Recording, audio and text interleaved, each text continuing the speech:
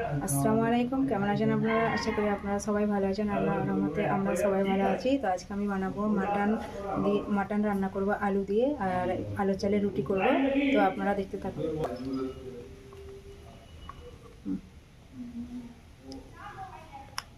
এখানে টক দই দিয়ে দেবো,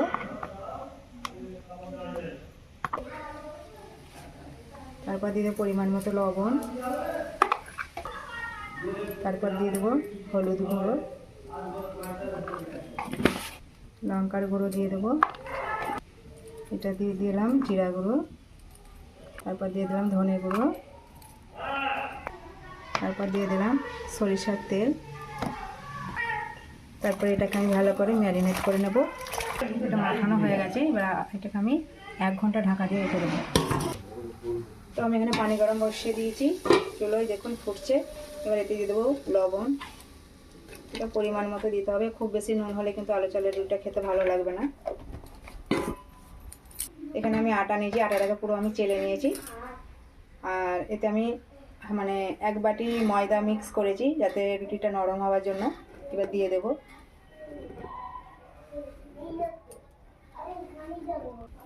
এবার আমি এইভাবে নেড়ে নেব।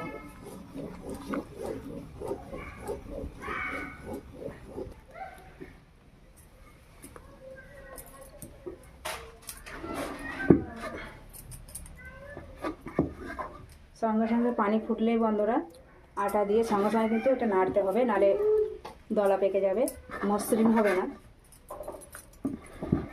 আর রুটিটাও ভালো হবে।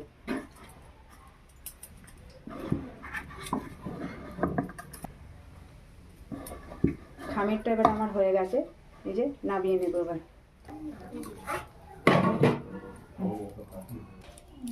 এবার খামিরটা বন্ধুরা একটু ঠান্ডা হতে হবে।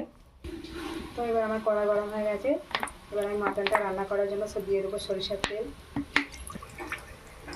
এখানে আমি সরিষার তেল দিয়ে করছি, আপনারা চাইলে সাদা তেল দিয়ে ওইটা করতে পারেন।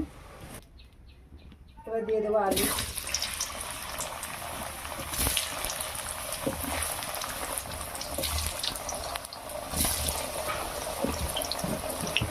দিয়ে দেবো লবণ,